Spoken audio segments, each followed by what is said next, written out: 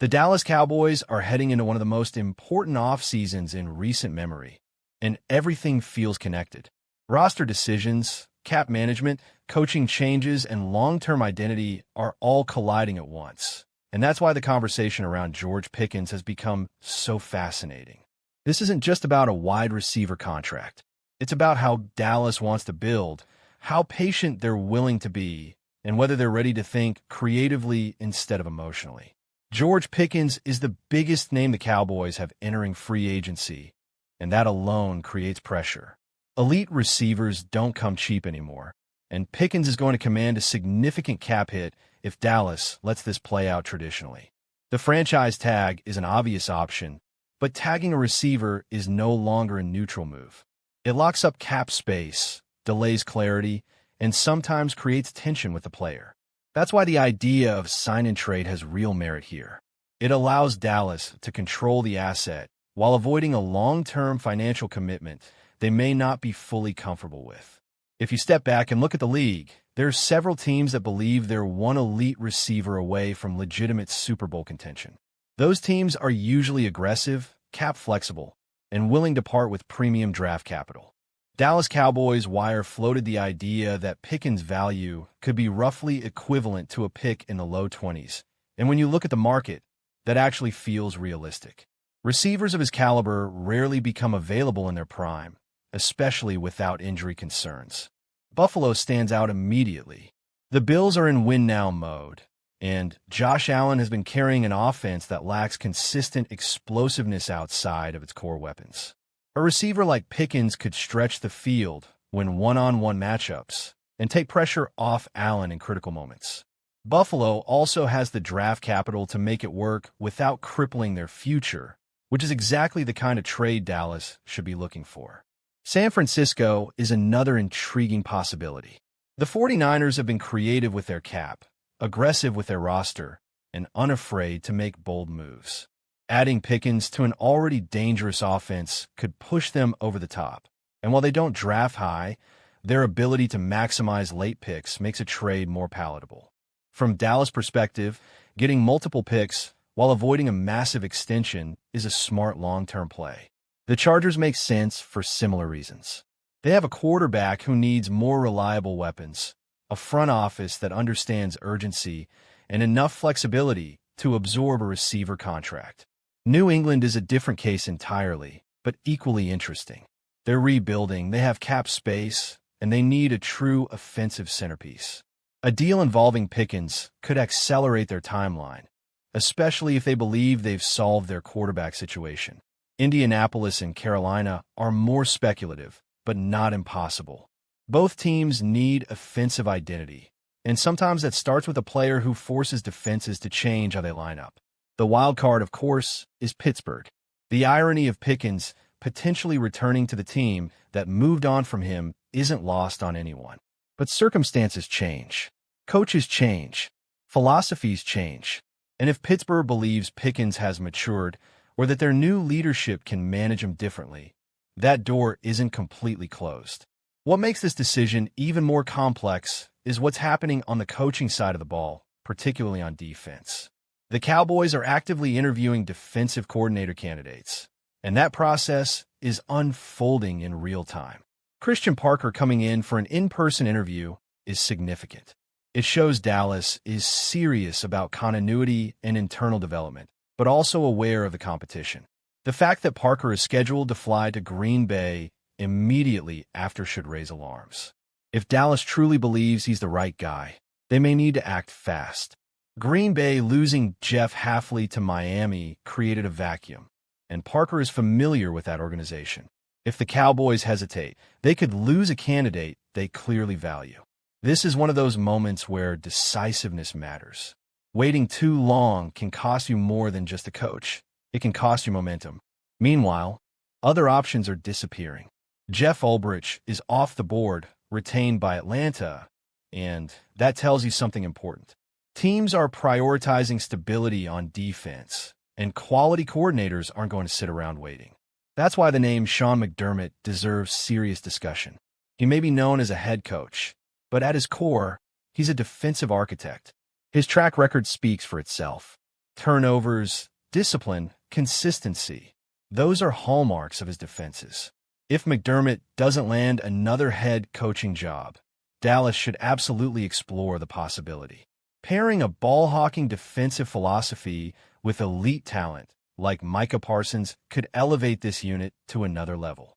And speaking of Parsons, the fact that Green Bay is interviewing candidates who could potentially coach him only underscores how valuable defensive leadership is right now. All of this ties back to the original question: what kind of team do the Cowboys want to be? Do they want to lock themselves into another massive receiver contract and hope everything else falls into place? Or do they want flexibility, draft capital, and the ability to build a deeper, more balanced roster? A sign-and trade for George Pickens wouldn't mean giving up on talent. It would mean maximizing value. It would mean trusting your scouting department, trusting your coaching staff, and trusting a long-term vision rather than chasing short-term comfort.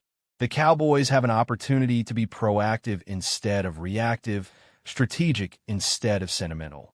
This offseason is about choices. Every move sends a message. What Dallas does with George Pickens, who they hire on defense, and how quickly they act will tell us exactly where this franchise believes it's headed. And for the first time in a while, it feels like the Cowboys are standing at a crossroads where creativity, patience, and courage could finally change the narrative. Welcome in, Cowboys Nation. Appreciate everyone tuning in today. We've got a packed episode, and I mean packed because Dallas Cowboys news and rumors continue to swirl around one very specific topic: the defensive coordinator search. And I know a lot of you are anxious. I know some of you are frustrated. I know some of you are already convinced the Cowboys are going to mess this up. But today we're going to slow everything down, add context, add perspective, and really break this thing apart the right way. Because while Cowboys fans are hitting refresh on Twitter, while timelines are screaming, "Why hasn't Jerry hired someone yet?" there's a big disconnect between fan urgency and how real coaching searches actually work in the NFL. And that's the theme of this first segment: patience, whether fans like it or not.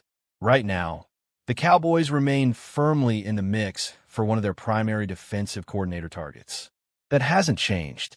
Despite rumors flying all over the place, despite names coming and going, Dallas is still in a strong position.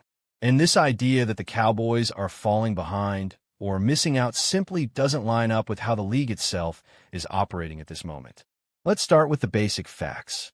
As we sit here today, more than 15 NFL teams either need a new defensive coordinator or have undergone major changes on the defensive staff. That is a massive number. And yet, only one team, the Atlanta Falcons, has actually hired a defensive coordinator so far. One.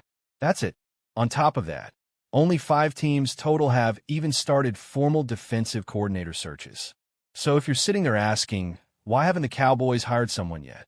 The counter question is, why would they rush when almost nobody else has? This isn't Madden. This isn't a free agency auction where whoever clicks first wins.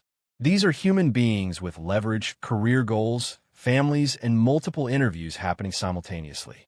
You can't magically force a defensive coordinator to take your job just because you offer it first. In many cases, offering it too early can actually work against you. And that's where a lot of Cowboys fans lose the plot. Dallas is conducting what you would call a real coaching search. That means in-person interviews. That means internal evaluations. That means patience. And yes, that means waiting while other dominoes across the league fall. Now, let's talk about where the Cowboys actually stand. According to multiple reports and league insiders, the Cowboys have 4 finalists for the defensive coordinator role. Durant Jones, currently the Vikings pass game coordinator. Jonathan Gannon, former Arizona Cardinals head coach. Christian Parker, Eagles pass game coordinator. And Jim Leonard, Broncos pass game coordinator. Those are not random names. That's not scraping the bottom of the barrel. That's a mix of young schematic minds, former head coaching experience, and modern NFL defensive backgrounds. Whether you personally love or hate each name, the reality is this: Dallas is interviewing legitimate candidates. And importantly, they've already conducted in-person interviews with at least 3 of them. That matters. Let's pause right there because in-person interview gets glossed over by fans way too easily. In-person interviews mean real interest. It means time investment. It means the Cowboys aren't just kicking tires. They're evaluating fit, philosophy, leadership style, and alignment with Mike McCarthy and the rest of the staff. This isn't Jerry Jones throwing darts at a board. Now, one name that keeps popping up and then disappearing is Brian Flores. For a while, Flores felt like a potential top option, but the latest Cowboys rumors suggest that he might be off the table at this point. Whether that's mutual interest fading, Flores prioritizing other opportunities, or Dallas simply going in a different direction, we don't know for sure. And here's the key thing. That's okay. Not landing one specific candidate does not mean the Cowboys have failed. Coaching searches are about options, not obsession.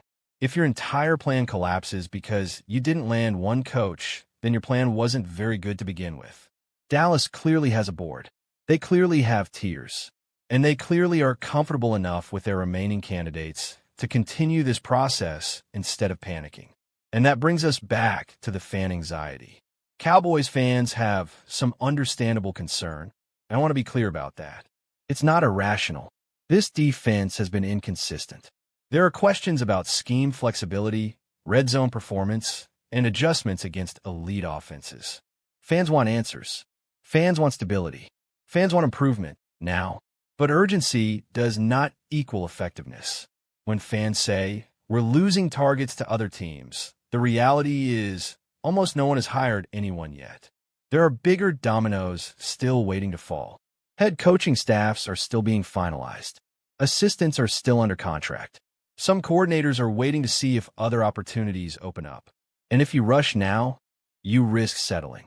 You risk hiring the wrong fit simply because you wanted to win the news cycle. Dallas doesn't need to win February headlines. Dallas needs to win in January. That's the bigger picture here. The Cowboys are not behind. They are not asleep at the wheel. They are not ignoring the problem. They are simply operating on the same timeline as the rest of the NFL, whether fans like it or not. And as we move deeper into this episode, we're going to break down each finalist individually, explain what they bring to the table, what their strengths and weaknesses are, and why Dallas might lean one way or another. But before we do that, it's important to reset expectations. This hire is not about splash. It's not about name recognition. It's not about Twitter approval. It's about finding a defensive coordinator who can maximize the talent already on this roster, adapt weekly, and complement the offensive philosophy under Mike McCarthy. That's the standard behind suggesting that what the Cowboys were really trying to achieve is only now coming into focus. Away from the microphones and cameras, Jones went even further, floating the idea of busting the budget in pursuit of his long-stated personal goal, becoming the NFL owner with the most Super Bowl championships. He currently sits 3 titles behind New England Patriots owner Robert Kraft, and at this stage of his career, that gap clearly weighs on him. When Jerry Jones talks this way, it forces the league, and especially Cowboys fans, to ask a dangerous but exciting question. Could Dallas actually become aggressive in free agency? Right now, the Cowboys salary cap situation looks less like a clean spreadsheet and more like a Monet painting, slightly blurry and dependent on where you stand. What is clear is that Dallas must clear cap space to comply with the 2026 limit, but the exact number won't be finalized until early March when the league officially sets the cap. As things stand, the Cowboys have roughly $330 million in contracts on the books, while league projections place the cap somewhere between $295 and $305 million. Even under conservative estimates, that means Dallas must find at least $30 million just to get under the cap before making a single addition. And that number could grow quickly if the team applies the franchise tag to wide receiver George Pickens, a move that would immediately add close to $28 million to the cap. At first glance, this might sound like a financial nightmare, but the reality is far more manageable because the Cowboys have built their roster with restructures in mind.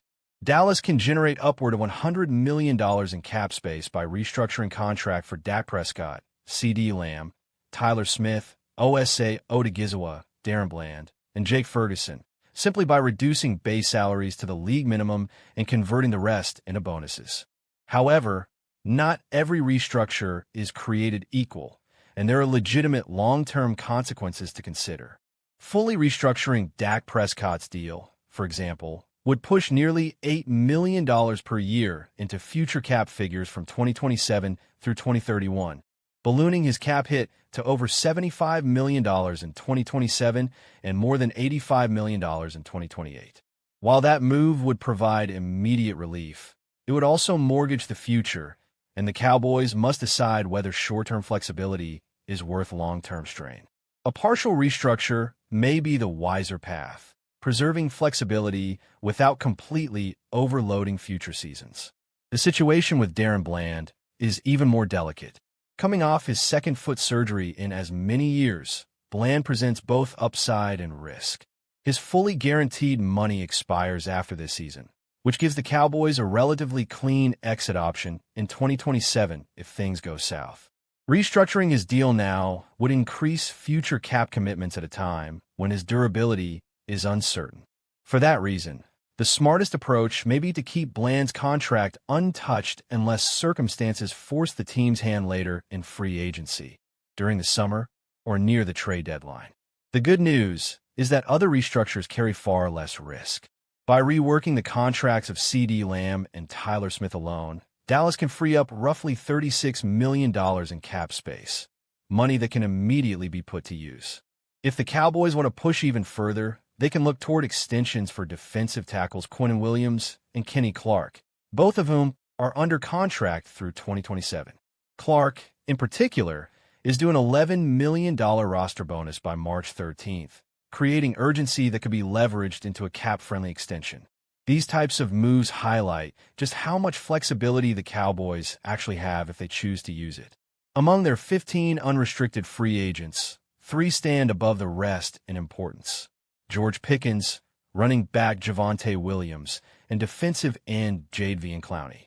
All 3 have expressed a desire to return, but each represents a very different challenge. Pickens is the most complicated. After arriving via trade from Pittsburgh, he delivered career highs across the board with 93 receptions, 1,412 yards, and 8 touchdowns.